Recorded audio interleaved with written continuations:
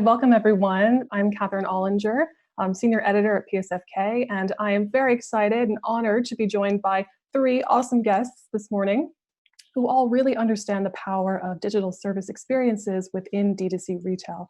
That is layering virtual service and personalization into a product or brand in a way that not only really enhances and transforms it, but actually helps people get more out of their lives in a very authentic way, and therefore forges deeper bonds and encourage that lasting loyalty. So without further ado, I'm going to ask our speakers to briefly intro themselves. Ariel, I'll pass it to you first. Hi, I'm Ariel Kaye. I'm the founder and CEO of Parachute. We are a home brand based in Los Angeles, and I'm excited to be here. Nicola? I'm Nicola, CEO and co-founder at Deciem, the abnormal beauty company. I'm probably best known for our skincare brand, The Ordinary. Our head offices are based in Toronto, and also excited to be here and share some thoughts. Great. And Emmett?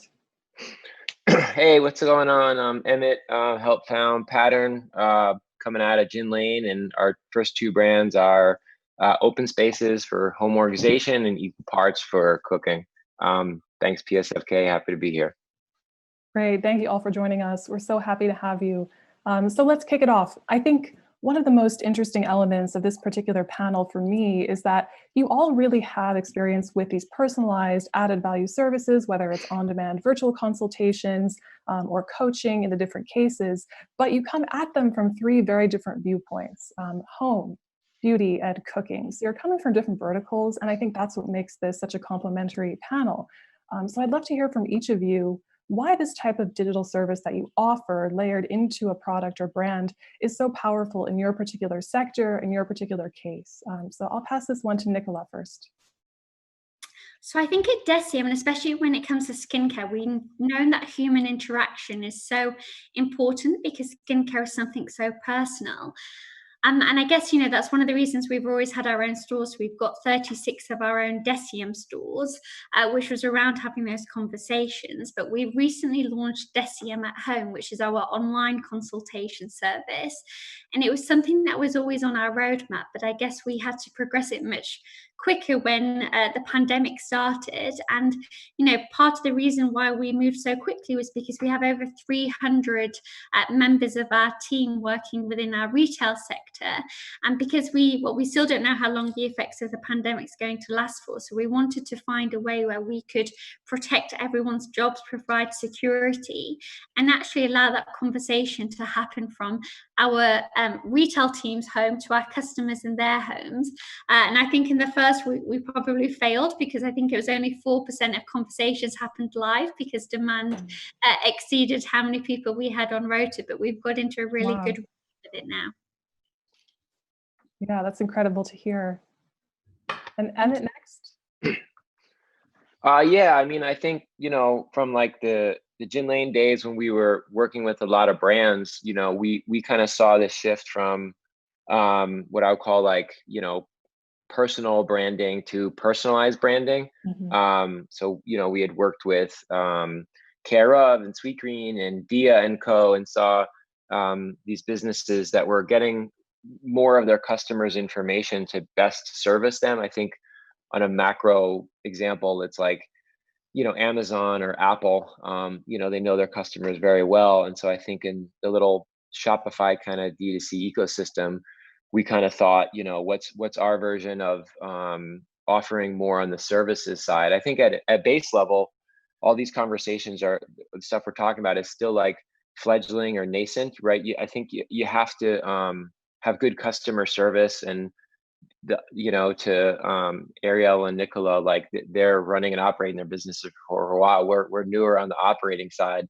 and there's always going to be things that go wrong. I think especially now, in terms of like returns and questions and customer experience, you cannot, if anyone who's listening is thinking about it, you can't underestimate how important that stuff is. It's kind of like you got to eat your veggies before your dessert. But in terms of the dessert stuff, which will probably be the table stakes for the near future, for equal parts especially, we have a Texas Chef service over SMS where you can literally text a chef and just say, hey, I could use some help for dinner for tomorrow night for my kids and, my wife, and they'll personalized walk through your questions. So it isn't as much like going to a faceless, internet search query, and then you're taken to some ad-filled website and your phone starts melting and you just get frustrated. Yeah, absolutely. And I love that metaphor too, that it will be kind of the main fair, we think, coming up. And Ariel, what about in your case, in the home goods sector? Why is this type of experience so important? I mean, it's similar actually to what Nicola was saying. We opened our first retail store in 2016. Retail's been a huge part of our business, and mostly because you are able to form such a deep connection with our customers. People come into your retail store, they ask a bunch of questions, they spend 30, 45 minutes, they get so inspired, they feel confident when they leave. It's just such a deeper relationship that's fostered in that environment.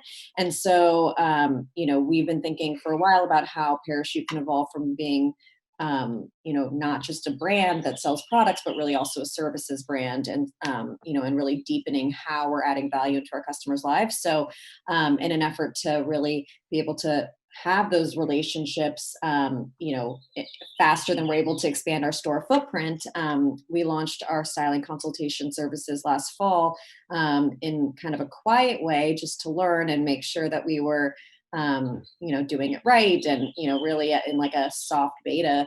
But again, with the pandemic, we put a lot of resources behind it and decided to fast track what that looked like for us. And, it's been amazing, what we've been able to offer our customers in the past few months, and just, how grateful people are for this service. We're learning a lot more about our customers and what they want from a product perspective, and what they want to see more of, and how we can be more helpful. And, it's been really exciting. I'm doing some of them myself, and, because I want to learn more about our customers too, but being able to have that, 30, 45-minute conversation. And then, we follow up with email exchange, and it's really, you're really building a relationship with our customers. So, there's a lot of inspiration and a lot of education that needs to happen in the home space, and a lot of people who are trying to figure it out. So the more that we can do to provide, a really complete service, I think the better.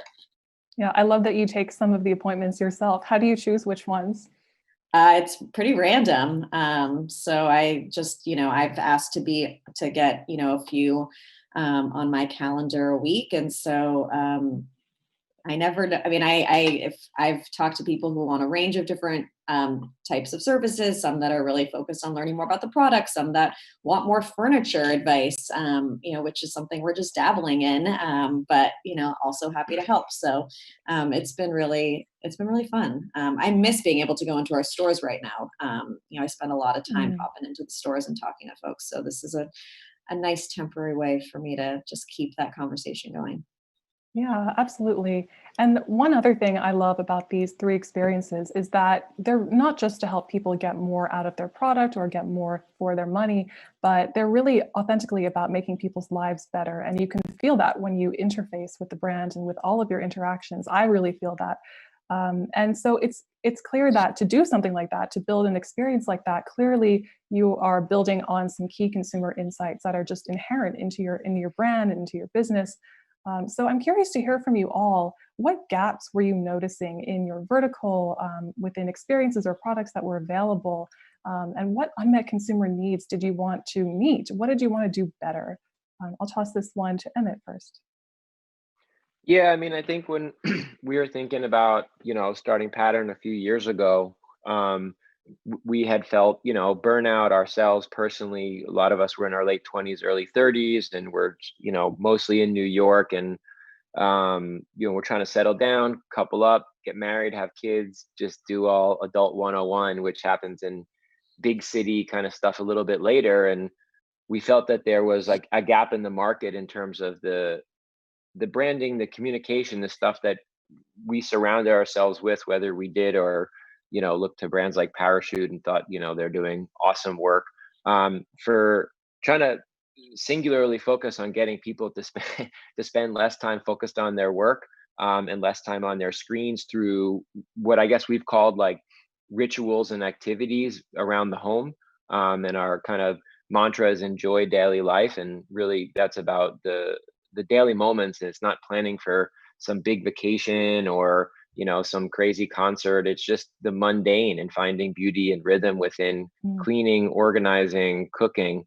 And I think that the services part for this conversation we felt was key, because there was a lot of education that needed to be done.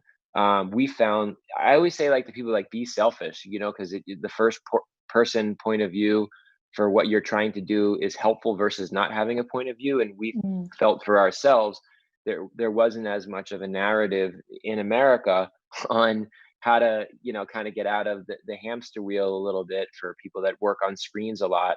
And that's why I think it's not just selling people products, pots and pans, bins, boxes, whatever. It was creating a little bit of a culture and a narrative on how to think of time, how to think of being present, and how boring things, like cooking versus just eating out or ordering takeout all the time, actually contribute a little bit more to this macro narrative of homeostasis. And just, I think, being a little bit more positive. A lot of people in America, and again, this pandemic, I think, has shown some light on it. Mm. They work so hard and they can make a lot of money, but they're not happy. They're very frazzled and stressed out. And that's part of our culture, I think, from the 20th century, like late stage capitalism 101, that it just, I think the last few years and the last few months have shown, that all that glitters is not gold. So I think there's a larger narrative for this whole thing for us, and we're just trying to start small, for specific areas and categories that we thought over time can ladder up, to create kind of this family of brands that provide products and services centered around the home. Yeah, and it's fascinating to me that you're promoting getting off of the screen and getting some hands-on time in the kitchen, in particular, but you're doing it using digital tools. I think that's genius. It's really using the tools that people are used to, that people, whether it's millennials or whoever the target demographic is, it's making it useful to them. They're able to really access it, use the tools that they're used to, but also accomplish this kind of getting off the screen, real life time. Yeah, I'll So, just add one quick thing to that, is that, like, we wanted to meet people where they're at mhm. versus preaching extremism. And we wanted to bring back a sense of intentionality, using social media, using your phones, loving your work. Again, it's not to pendulum swing in extreme. It's just being more intentional. I think that's the thing we've lost, and you go on social media and all the algorithms, they hack your attention, and it makes it hard. But if you're intentional with your time, you can get in, you can do something, you can get out and go play with your dog or your kid and just be present in the traditional sense. Yeah, oh, completely. And Nicola, how about you? What consumer insights really fed the building of Deciem, and in particular, the consultations that you offer?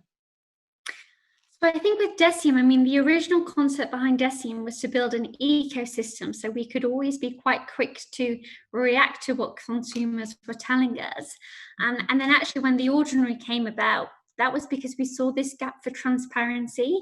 And I think for so long in the beauty industry, there was almost a lack of education around ingredients and percentages, and people almost thinking that price point always equaled effectiveness, and actually you had to spend $80 to have a serum that would work. And I think that also links into kind of our consultations and the fact that we still have that as a barrier of people who think, well, an ordinary serum costs $8, it can't possibly do anything. But actually having our team that can share that education around, the fact these are ingredients that have been around for a long time, they're trusted, they're safe. And I always give the comparison of healthcare. If you have a headache, you go to the pharmacy, you buy aspirin, you buy a painkiller, and you spend, maybe $5 or $6, but that's safe, it's going to help get rid of your headache. You would never walk into a pharmacy and be presented with the kind of same ingredient, but a lot of fluff, and therefore a price point from $3 to $300. But that's a place we had got to in skincare. So I think having that conversation was really important. And that's what we're still doing through consultations now, obviously when our stores reopen. But even that conversation happening online in communities that are formed through social media and on different forums has been amazing to see. Yeah, no, absolutely. And Ariel, for you, I know that in home, the competition can be pretty tight, and I'd love to hear about the insights that went into differentiating Parachute. Yeah, I mean, I think the way that we've been authentic and really original in terms of our just overall aesthetic, and really staying true to our point of view since the beginning has certainly set us apart. We've kind of coined this relaxed casual aesthetic that has been really relevant and inspiring for people. But one of the things that we've always heard as we've transitioned from being a bedding brand to a bedding and bath brand to now really being a true home lifestyle brand and touching, just about every room in your home from our product assortment, is that, as we share, whether it's through our catalogs or on Instagram or really in any channel, people want to know about every item that's in the room. And so, we've really, been we found that our customers are very inspired not just by our products but really our whole aesthetic. Again, which is this kind of relaxed casual, and it's something that's different and I think pretty fresh. And so, as we kept hearing more and more and having people reach out and wanting to know more about all of the things that tie the room together, we saw an opportunity to really share that kind of knowledge and our own insight and information about, how we make a house a home, which is also the name of my book that just came out.